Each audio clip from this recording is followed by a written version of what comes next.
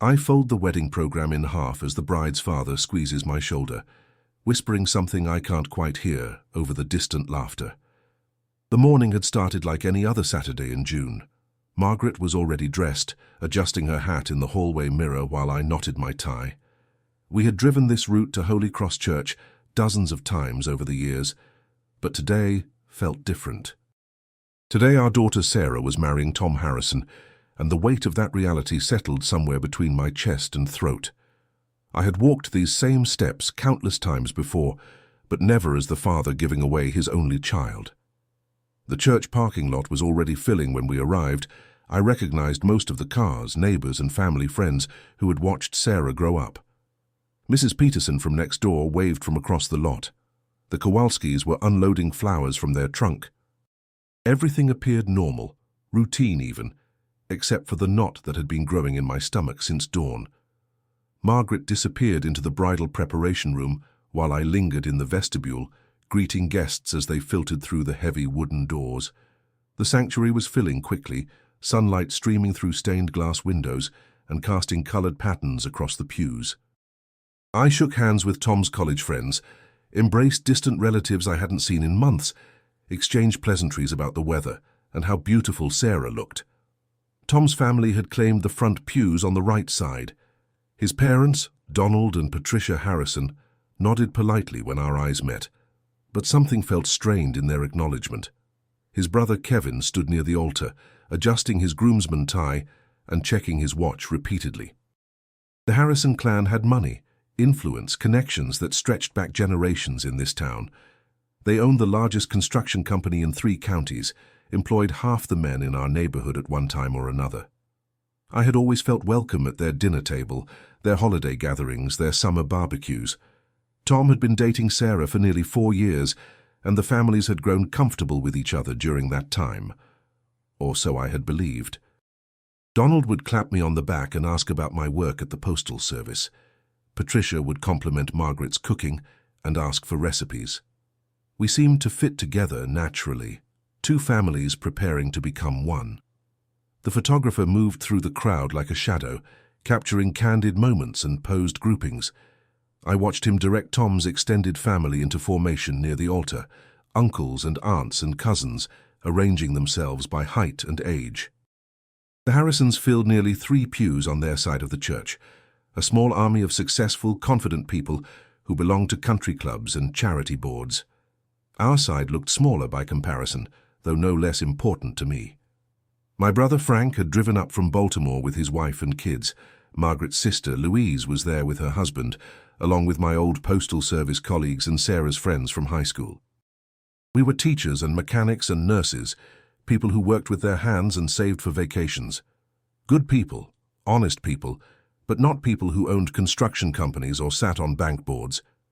The organist began playing softly, signaling that the ceremony would begin soon. I took my place near the back of the church, waiting for my cue to escort Sarah down the aisle. Through the preparation room door, I could hear Margaret's voice mixing with Sarah's last-minute adjustments and reassurances that mothers provide. My hands felt steady despite the emotion building behind my ribs. Tom appeared at the altar with the minister, his face serious and focused. Kevin stood beside him, both brothers looking identical in their black tuxedos. The wedding party began their processional, bridesmaids in pale blue dresses moving gracefully down the aisle. Everything was proceeding according to plan, according to the rehearsal we had practiced just 2 nights before. But something was wrong, something I couldn't identify or name. The first sign came during the receiving line after the ceremony. Margaret and I stood beside the newlyweds, greeting guests and accepting congratulations as people filed past. The Harrisons were warm and gracious to most visitors, but I noticed subtle changes when certain people approached. Donald's handshake felt firmer, more brief with my postal service friends. Patricia's smile seemed practiced, almost mechanical when speaking with Margaret's family. Kevin lingered nearby during most of these interactions, close enough to overhear conversations, but far enough away to appear casual.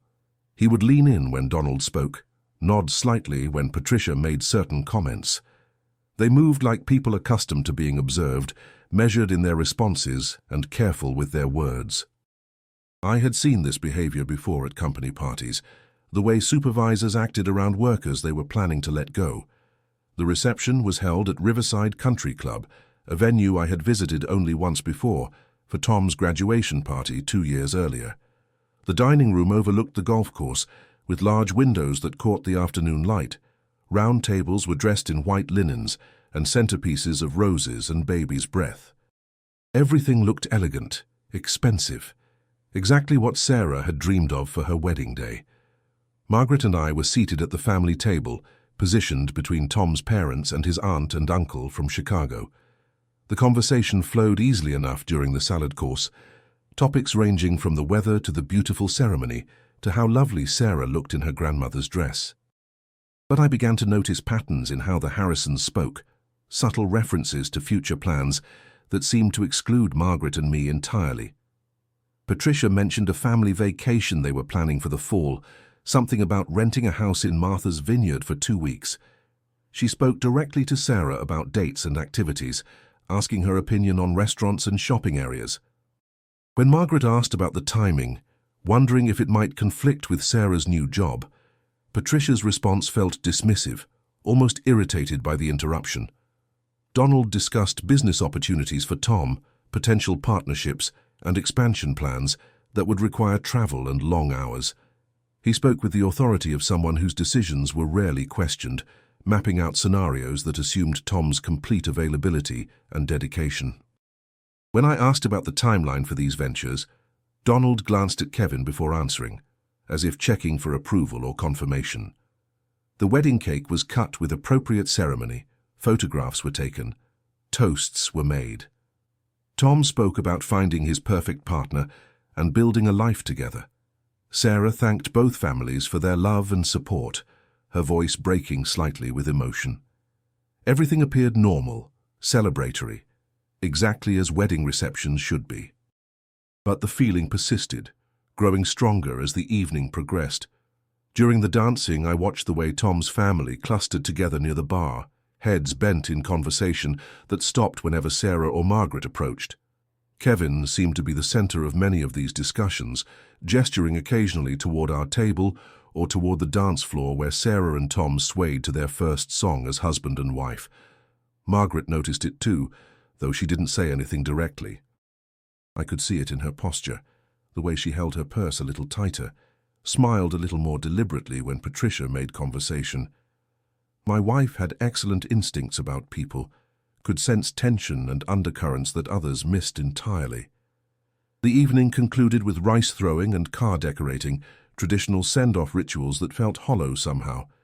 Sarah hugged us both tearfully before climbing into Tom's car, her wedding dress carefully arranged to avoid wrinkles. They would be spending their honeymoon in Hawaii, 2 weeks at a resort that Donald had recommended and possibly helped finance.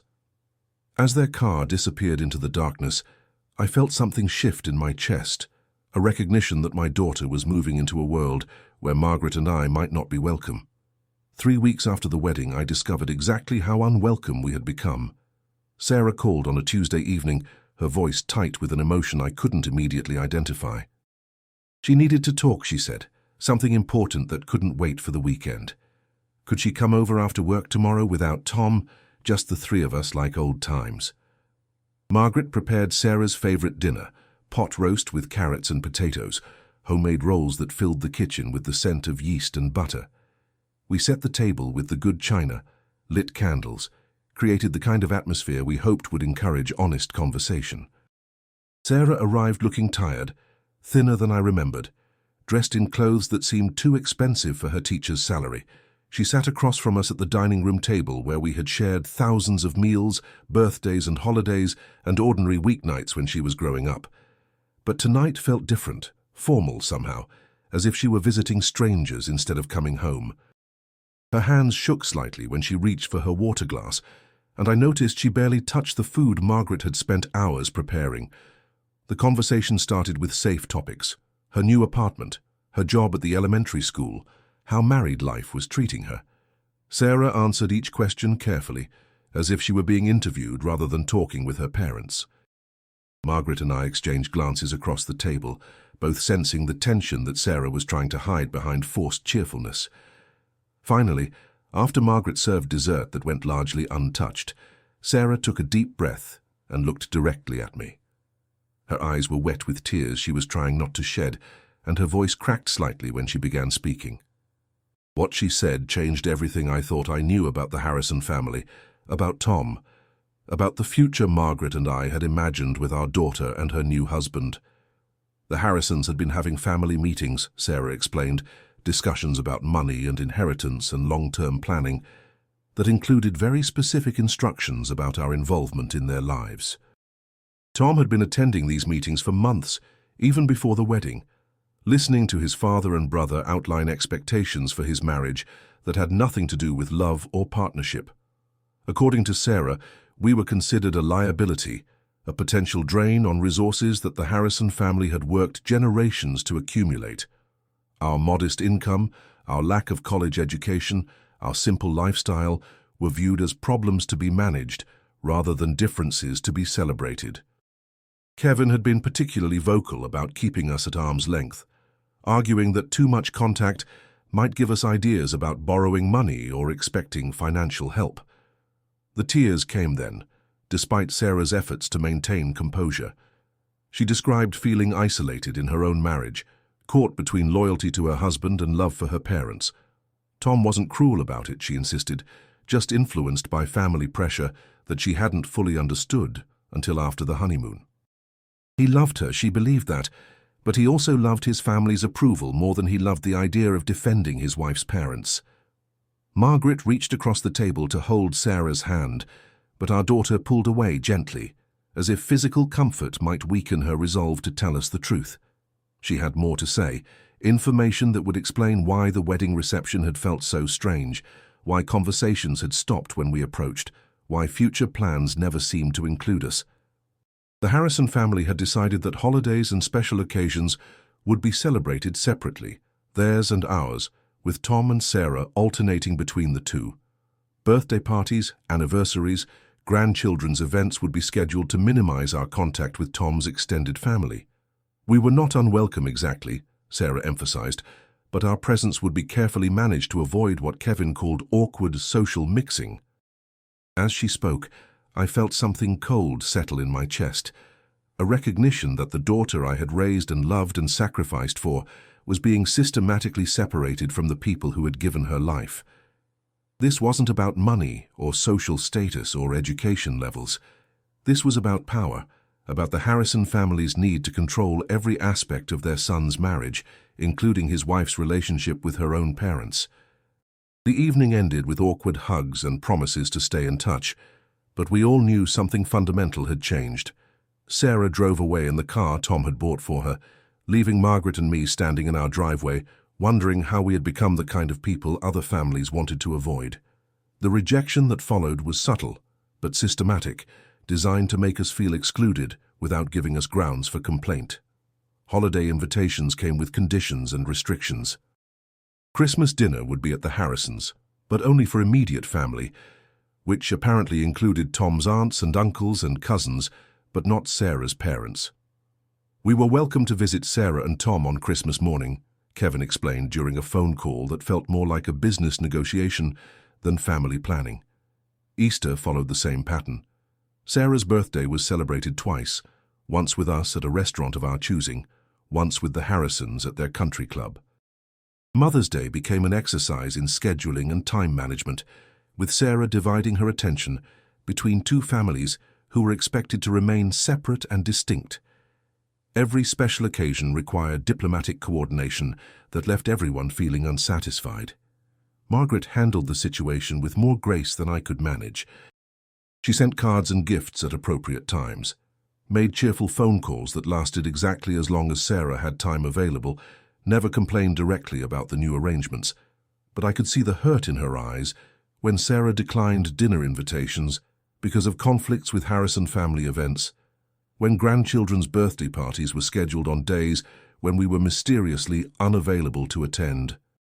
Tom's behavior toward us remained polite but distant, as if we were acquaintances rather than family members. He would shake my hand when we met, ask about my work in the tone people use when they don't really want to know the answer. His conversations with Margaret were limited to comments about the weather and compliments on her cooking that felt rehearsed and insincere. The distance grew wider as months passed. Sarah's phone calls became less frequent, her visits more hurried. She would arrive for Sunday dinner looking distracted, checking her phone frequently, leaving early because Tom had plans that required her presence. The easy intimacy we had always shared was replaced by careful conversation about safe topics that wouldn't create conflicts or divided loyalties. I began to understand that Kevin Harrison had orchestrated this separation with the precision of a military campaign. He had identified Margaret and me as threats to his family's cohesion and had developed strategies to neutralize our influence without appearing openly hostile. We were being marginalized through 1,000 small exclusions, death by 1,000 cuts that left no obvious wounds, but drained our relationship with Sarah slowly and efficiently. Margaret suggested that we confront the situation directly, invite the Harrison family to dinner, and clear the air through honest conversation. But I could see the futility in that approach. People like Kevin didn't engage in honest conversation with people they considered beneath their social station. They managed problems through control and manipulation, maintaining their position by keeping potential challengers off balance and uncertain. The final insult came during Sarah's first pregnancy announcement. She called to share the news on a Thursday evening, her voice bright with excitement and anticipation. Margaret and I celebrated over the phone, asking questions about due dates and doctor appointments and nursery plans. We were going to be grandparents, a role we had dreamed about and prepared for during the months since Sarah's wedding. But our joy was short-lived. Sarah explained that the Harrison family had already begun planning for the new baby, discussions about childcare and education and family traditions that would shape this child's upbringing. Kevin had opinions about schools and activities and summer camps, preferences that reflected the Harrison family's values and expectations rather than input from both sets of grandparents. When I asked about our role in the baby's life, Sarah's response was careful and rehearsed, as if she had practiced this conversation. We would be involved, she assured us, but within appropriate boundaries that wouldn't conflict with the baby's primary family structure. Translation: we would be occasional visitors in our grandchild's life, welcomed when convenient but never central to the child's daily experience or long-term development. That night, lying awake beside Margaret, I realized that Kevin Harrison had won his campaign to separate Sarah from her parents, not through dramatic confrontation or obvious cruelty, but through patient, systematic exclusion that made us feel unwelcome in our daughter's new life. We had been outmaneuvered by people who understood power and influence in ways we had never needed to learn. But understanding the game didn't mean accepting defeat. I started researching the Harrison Construction Company with the methodical attention I had once applied to sorting mail routes. Every business leaves tracks, paper trails that reveal patterns and connections for people who know how to look. As a postal worker, I had developed skills in organization and attention to detail that served me well in this new endeavor. I spent evenings at the public library, weekends at the county courthouse, learning about permits and contracts and financial arrangements that the general public rarely examined. The Harrison Empire was built on relationships and reputation, connections that stretched back 3 generations in our county. Donald Harrison had inherited the company from his father, who had inherited it from his father, each generation expanding the business through careful networking and strategic partnerships. They built schools and office buildings and shopping centers, projects that required complex coordination with government officials and financial institutions. Kevin Harrison served as the company's business development director, a role that made him responsible for securing new contracts and maintaining relationships with key clients. His name appeared on dozens of documents I found in public records, permits and applications and correspondence that revealed his central role in the family's business operations. He was clearly being groomed to take over the company eventually, following the same generational pattern that had sustained Harrison Construction since the 1940s. But success also created vulnerabilities, pressure points that could be identified by someone with enough patience and determination. Large construction companies depend on their reputation for quality and reliability, relationships that can be damaged by negative publicity or questions about their business practices. Contracts can be challenged, permits can be delayed, relationships can be strained by information that emerges at inconvenient times. I began attending town council meetings, school board sessions, county commissioner hearings, where Harrison Construction regularly appeared seeking approval for various projects. I sat in the back of meeting rooms, taking notes and listening to presentations about zoning variances and environmental impact studies and traffic flow analyses.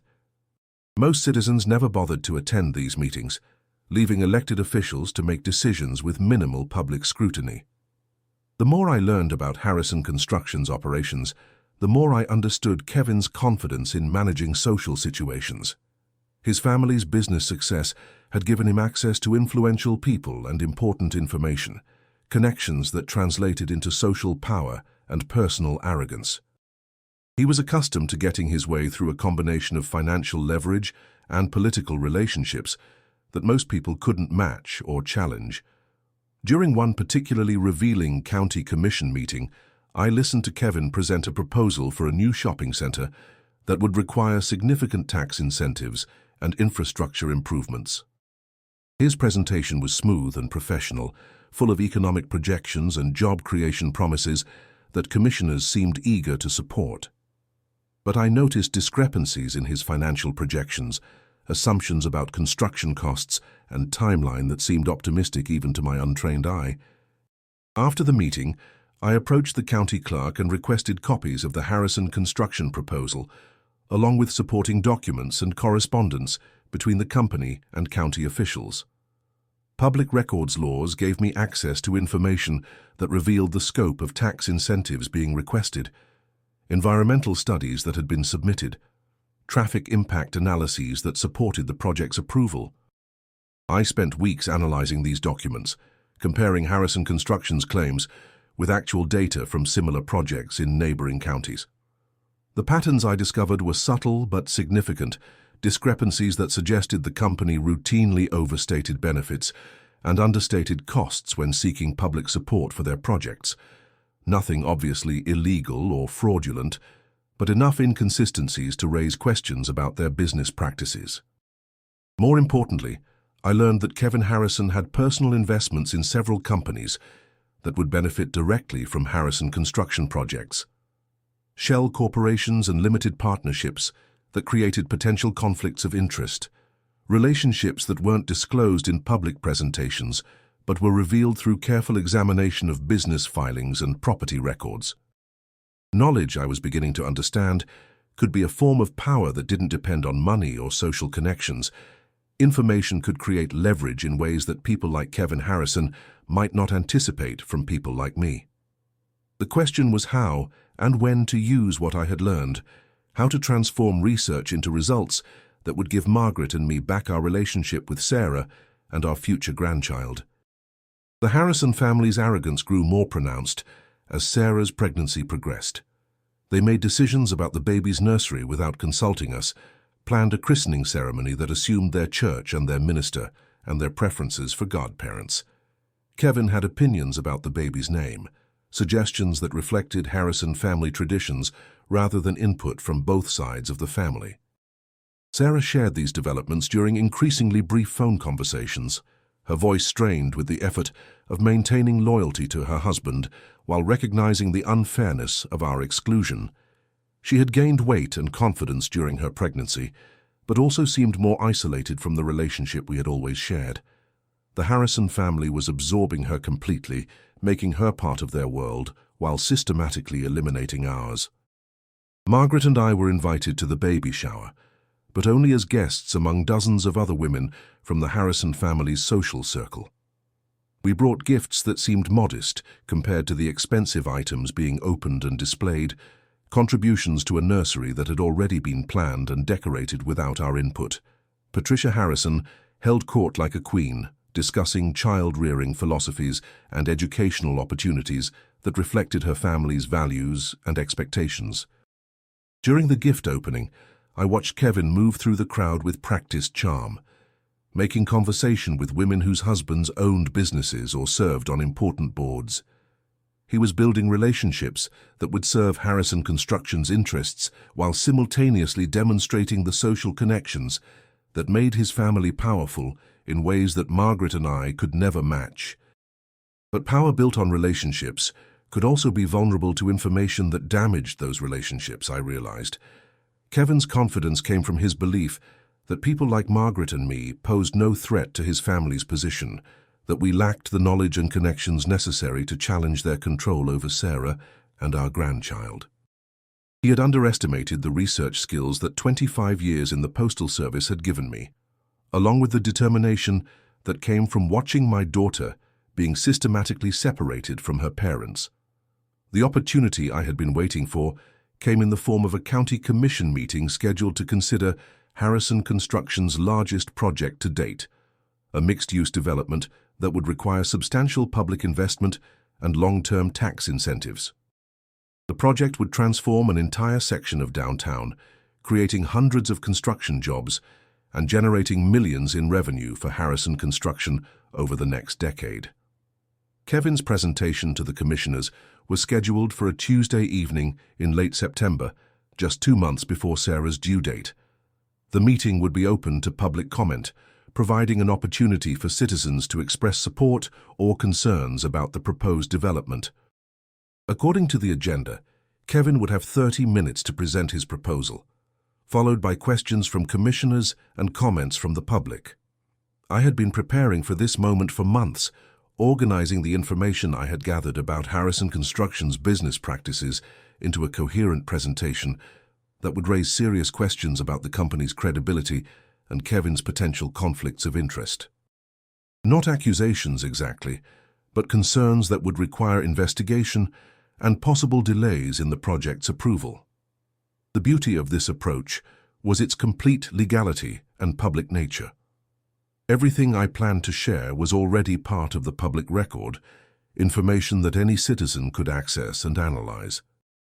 The county commissioners had a responsibility to consider all relevant information before making decisions about public investments, and I was simply ensuring that they had access to data they might not have examined carefully.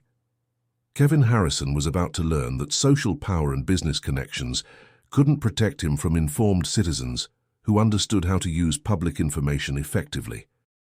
More importantly, he was about to discover that excluding people from family relationships might create enemies who had both the motivation and the knowledge necessary to cause serious problems for his carefully constructed empire. 3 days before the county commission meeting, I called Sarah and asked if she and Tom would like to have dinner with us, just the 4 of us, like old times. I wanted to see her before the baby arrived, I explained, wanted to enjoy some quiet time together before our lives changed forever.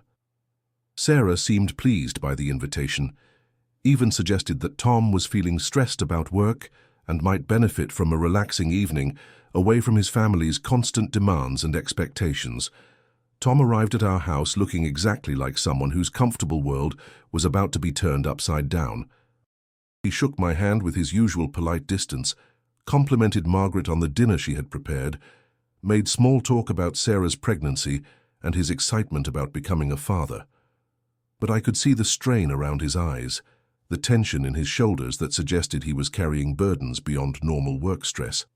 Sarah looked beautiful despite her fatigue, glowing with the health and anticipation that pregnancy brings to women who are well cared for and deeply loved. She moved carefully around our familiar furniture, one hand resting on her swollen belly, the other gesturing as she told stories about nursery preparations and baby clothes and the doctor appointments that were becoming more frequent as her due date approached. During dinner, Tom seemed more relaxed than I had seen him in months, laughing at Margaret's stories about Sarah's childhood and asking genuine questions about my years working for the Postal Service. For brief moments, it felt like the comfortable relationship we had shared before Kevin Harrison's influence began poisoning the atmosphere between our families. Tom was a good man, I reminded myself, just weak in ways that made him vulnerable to family pressure and social expectations. But I also knew that Tom's weakness was partly responsible for our exclusion from Sarah's life. his inability to defend his wife's parents against his brother's systematic campaign of social manipulation. Good intentions weren't enough when they weren't backed by the courage necessary to resist family pressure and stand up for what was right. After dinner, while Margaret and Sarah cleared the table and loaded the dishwasher, Tom and I sat in the living room with our coffee, making the kind of careful conversation that had replaced the easy intimacy we once shared. He asked about my retirement plans, mentioned that Sarah worried about us being alone in this big house as we got older. The concern felt genuine but also distant, as if he were discussing problems that belonged to people he barely knew. I took the opportunity to ask about Harrison Construction's business prospects, expressing interest in the development projects that seemed to be keeping him busy and stressed. Tom's responses revealed more than he probably intended, details about family meetings and strategic planning sessions that confirmed much of what I had already learned through my research. Kevin was indeed being groomed to take over the company, with Tom serving as a junior partner, whose primary responsibility was managing client relationships and project details. The conversation also revealed Tom's growing discomfort with Kevin's management style, his brother's tendency to make unilateral decisions that affected the entire family business. Tom mentioned concerns about some of the projects Kevin had been pursuing, relationships with contractors and government officials that seemed to prioritize short-term profits over long-term reputation. He was beginning to question his brother's judgment, though he lacked the confidence to challenge Kevin directly. As the evening concluded, I felt a mixture of sympathy and determination that Tom's confession had strengthened rather than weakened.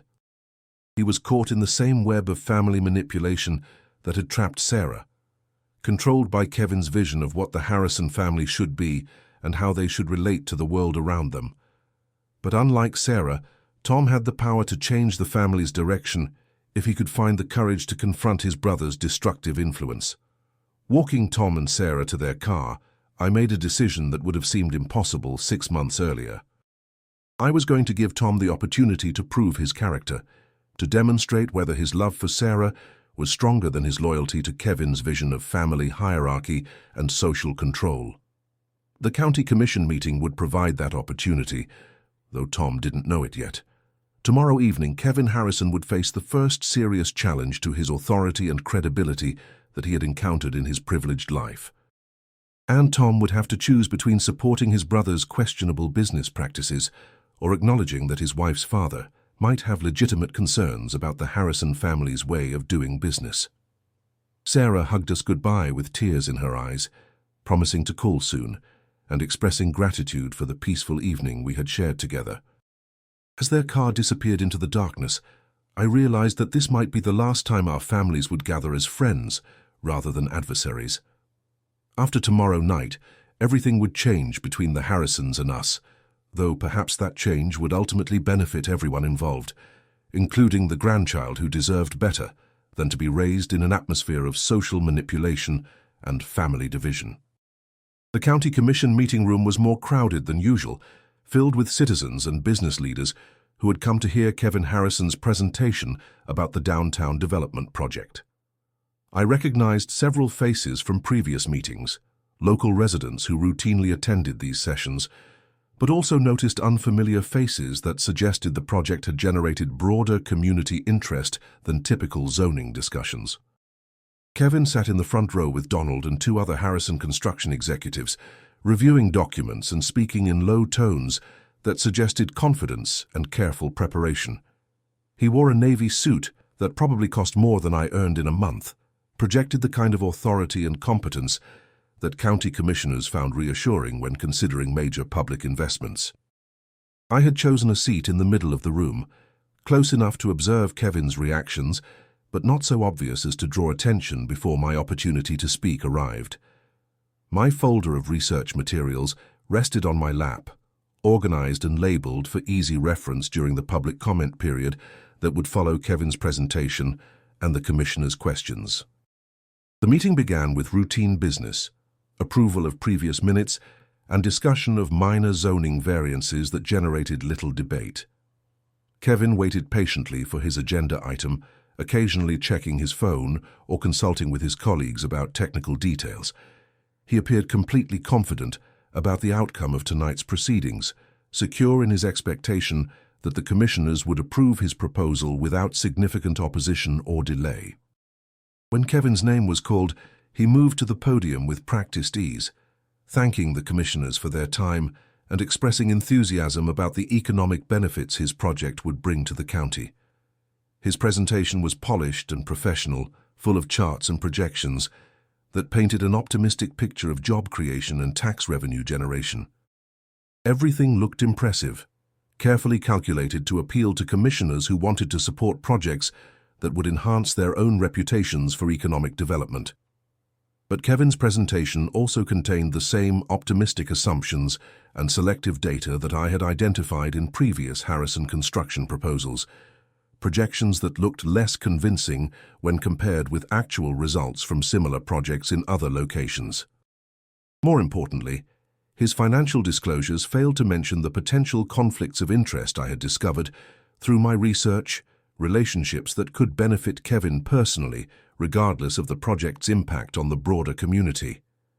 The commissioners asked predictable questions about timeline and environmental impact, concerns that Kevin addressed with smooth confidence and detailed technical responses. Everything was proceeding exactly as Kevin had undoubtedly expected, approval seeming inevitable, until the public comment period provided an opportunity for citizens to express their views about the proposal. 3 people spoke before my turn arrived, 2 expressing support for the project, and 1 raising minor concerns about traffic impact. Their comments were brief and general, the kind of input that commissioners typically received during these meetings.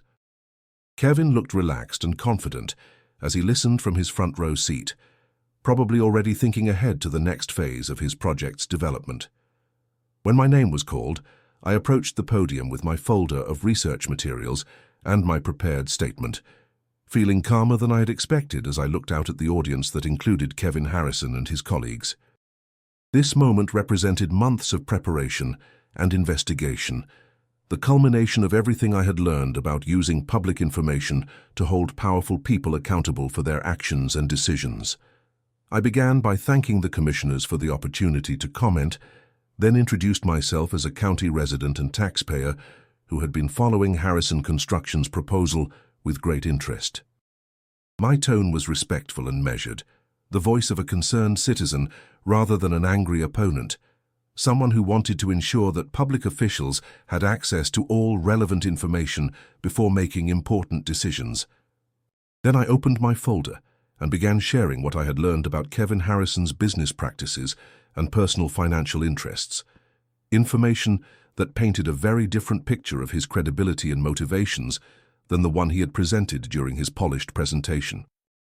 The silence in the room was complete as I methodically presented my research findings, reading from public documents and business filings that revealed patterns of questionable judgment and potential conflicts of interest that Kevin Harrison had failed to disclose.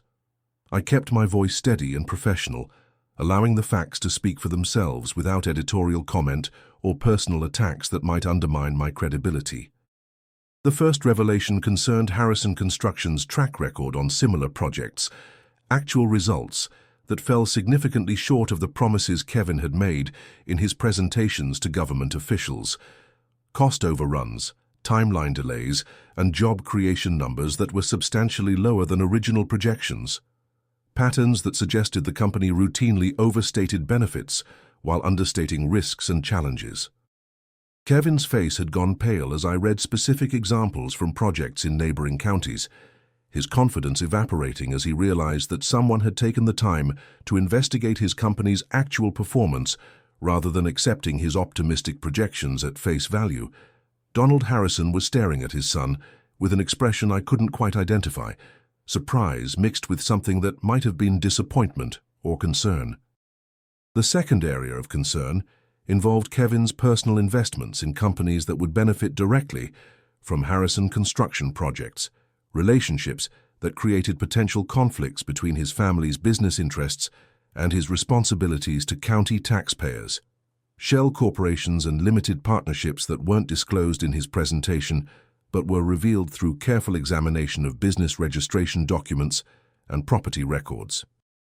I presented copies of these documents to the commissioners, highlighting the connections between Kevin's personal investments and his company's proposed projects. The relationships weren't necessarily illegal, I emphasized, but they raised questions about whose interests Kevin was truly serving when he made presentations to government officials seeking public support for Harrison construction developments. The commissioners were asking questions now, requesting clarification about dates and financial amounts and business relationships that Kevin had failed to mention during his presentation. Their tone had shifted from supportive to skeptical, reflecting concerns about due diligence and public accountability that my research had raised about the Harrison family's business practices. But I wasn't finished yet. The most damaging information concerned Kevin's pattern of using inside knowledge about government planning decisions to make personal investments that would benefit from public infrastructure improvements his company was contracted to build. Land purchases and development deals that suggested he had access to confidential information about road improvements and utility extensions, knowledge that gave him unfair advantages in real estate speculation. Kevin tried to interrupt several times, claiming that my information was taken out of context and didn't reflect the full scope of his family's legitimate business activities.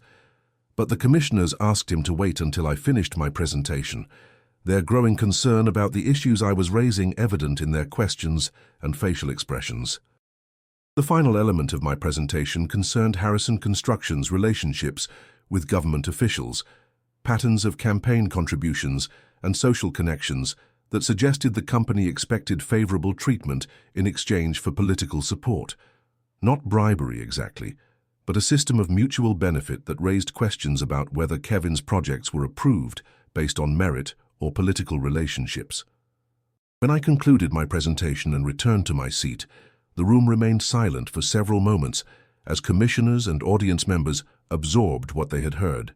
Kevin looked stunned, his earlier confidence replaced by obvious distress and anger.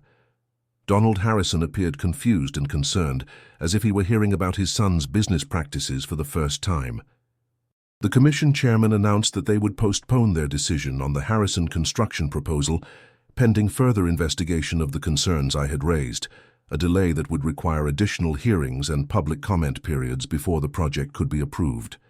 Kevin's face went from pale to red, as he realized that his carefully planned presentation had been completely derailed by information he never expected anyone to investigate or challenge. As people filed out of the meeting room, I noticed Tom Harrison standing near the back wall, his face reflecting shock and something that might have been recognition. He had attended the meeting to support his brother's presentation, but instead had witnessed Kevin's public humiliation at the hands of his wife's father, the man his family had been systematically excluding from their social circle. Our eyes met across the room, and Tom nodded slightly, an acknowledgement that carried weight I was still learning to interpret. The aftermath unfolded with the precision of a controlled demolition, each revelation triggering consequences that Kevin Harrison had never imagined possible. Within days of the county commission meeting, local newspaper reporters were investigating the connections I had identified, asking questions about Harrison Construction's business practices and Kevin's personal financial arrangements that generated front-page coverage and editorial commentary. The county attorney's office announced a formal investigation into potential conflicts of interest, a process that would examine years of Harrison construction contracts and Kevin's compliance with disclosure requirements. State ethics officials began reviewing his campaign contributions and relationships with government officials, investigations that would require extensive documentation and sworn testimony from everyone involved. More damaging than the legal investigations was the impact on Harrison Construction's reputation and relationships with key clients.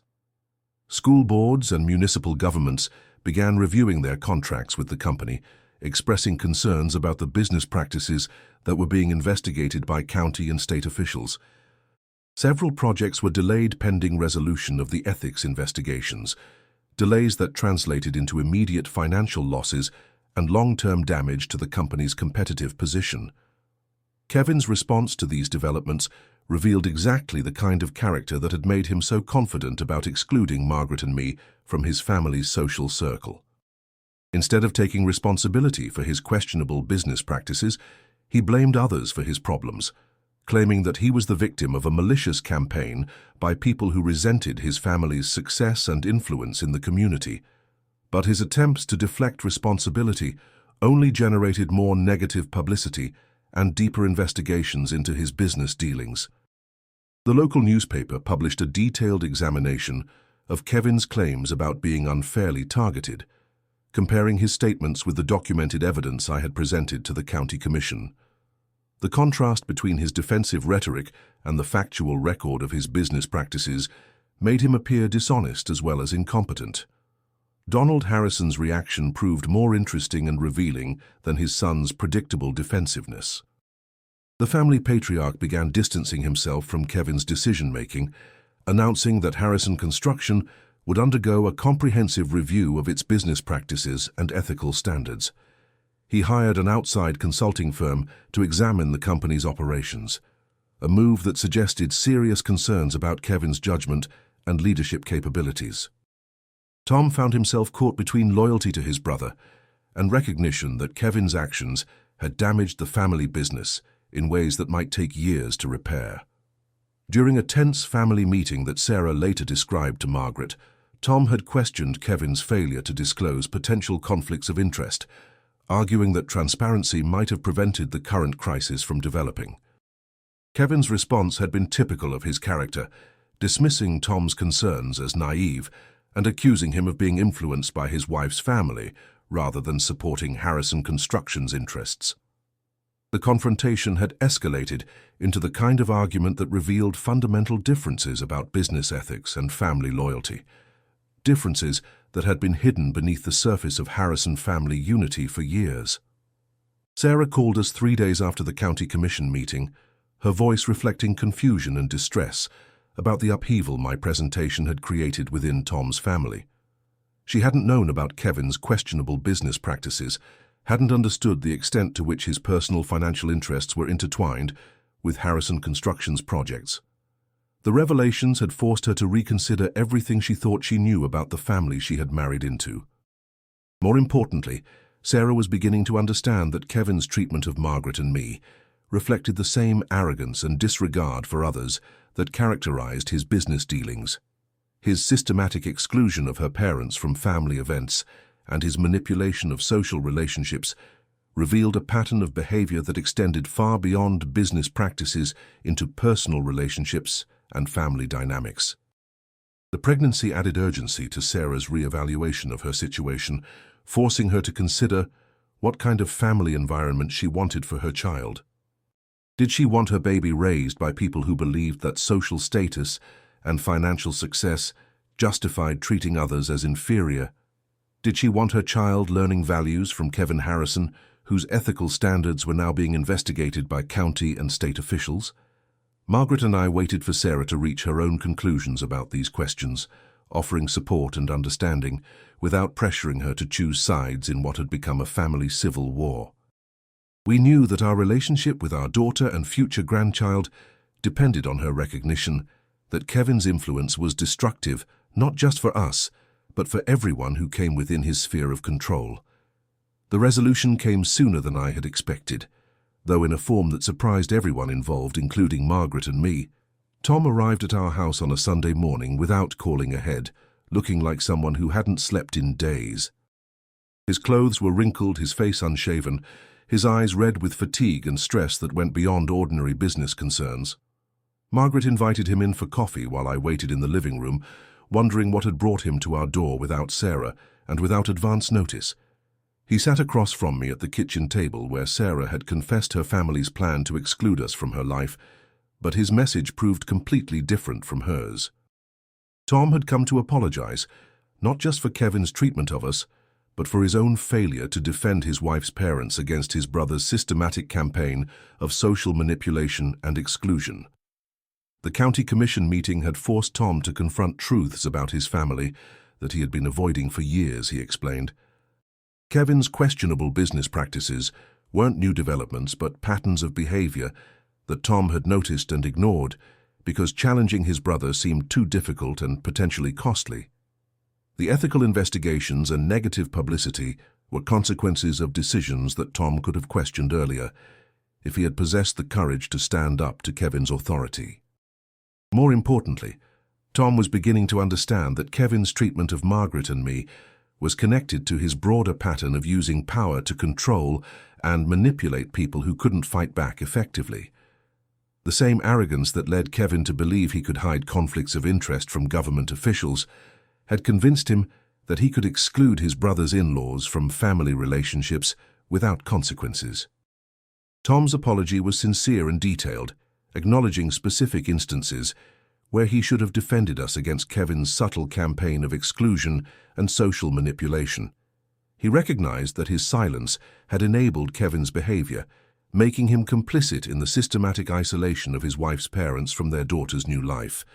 But Tom had come to offer more than apologies.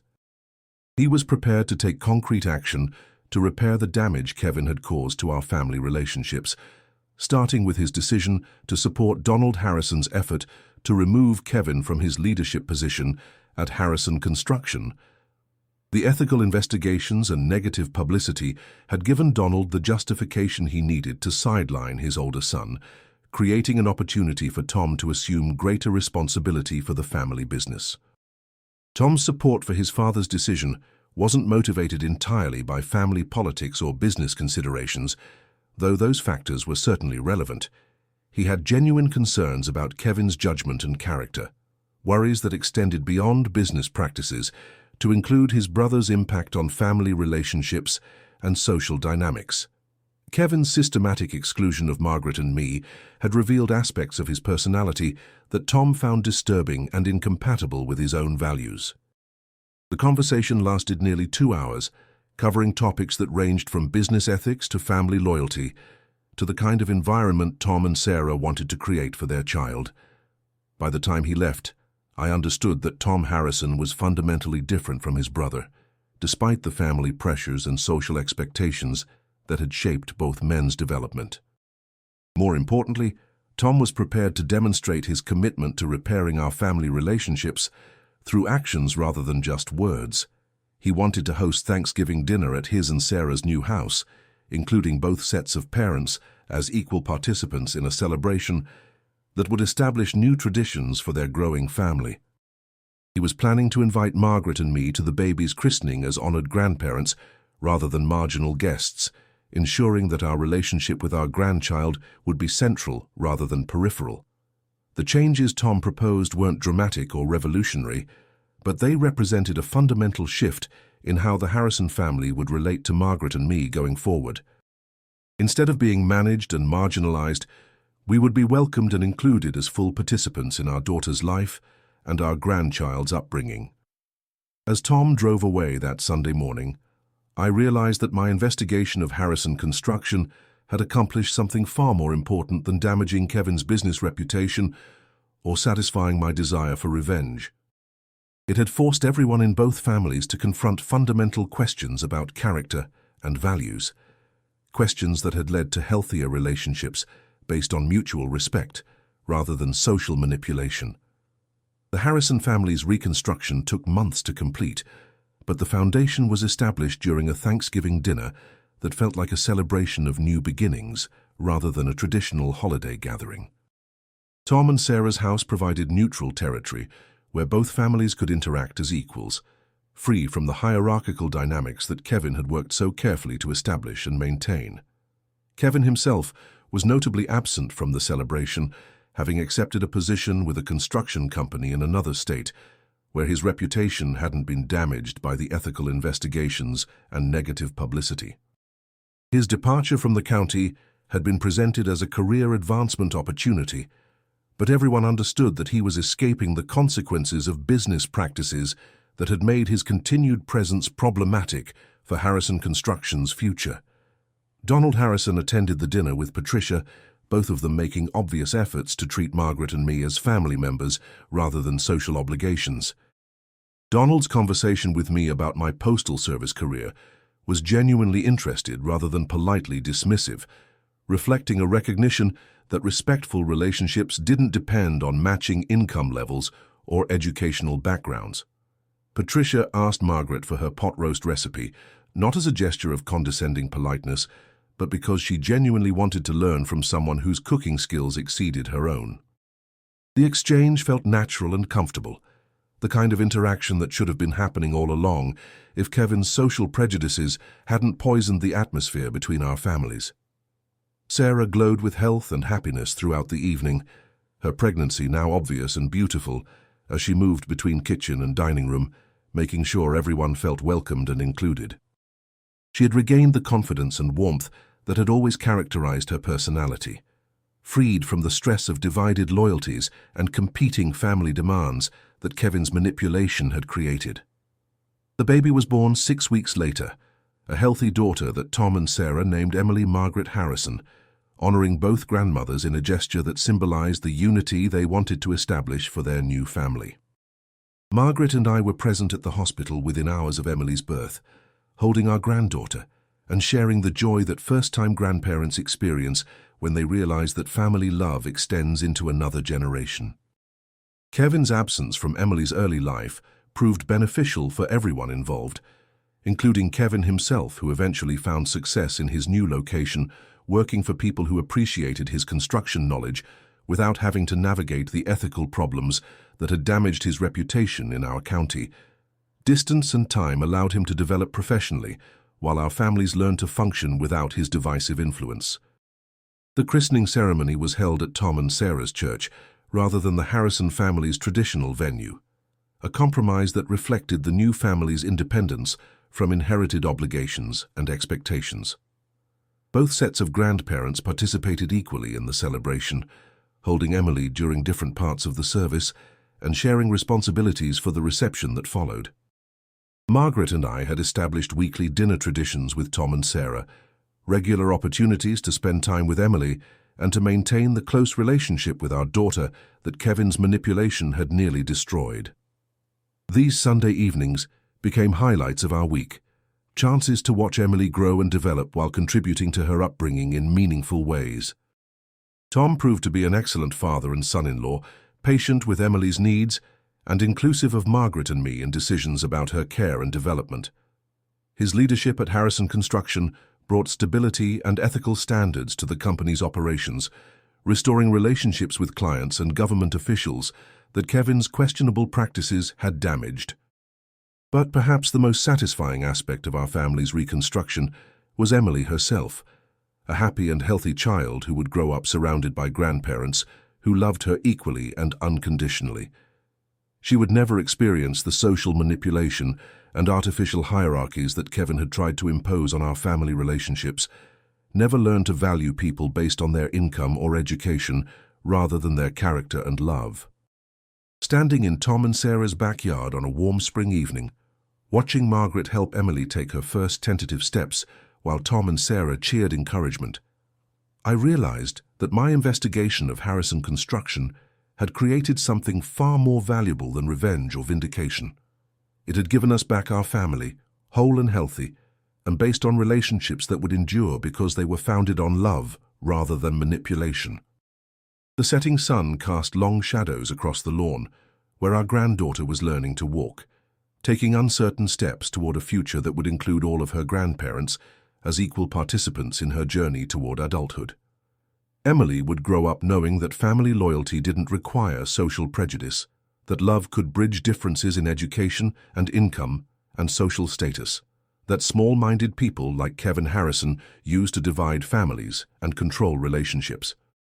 That evening, for the first time in nearly 2 years, I felt the peace that comes from knowing that justice had been achieved not through revenge or destruction, but through the patient application of truth to relationships that had been poisoned by lies and manipulation.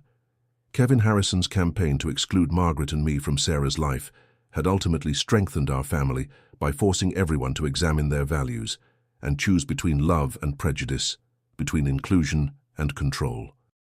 The choice had been easier than Kevin had anticipated, though perhaps it shouldn't have surprised him that people of genuine character would eventually recognize the difference between authentic relationships and social manipulation designed to serve one person's ego and insecurity. Love had proven stronger than prejudice, truth more powerful than deception, family bonds more enduring than artificial hierarchies based on money and social status. Margaret squeezed my hand as we watched Emily take another wobbling step toward her father's outstretched arms, both of us understanding that our granddaughter would inherit a family legacy built on inclusion rather than exclusion, love rather than manipulation, respect rather than prejudice. The future stretched ahead of us, bright with possibilities that Kevin Harrison's narrow vision had nearly destroyed, but could never truly eliminate.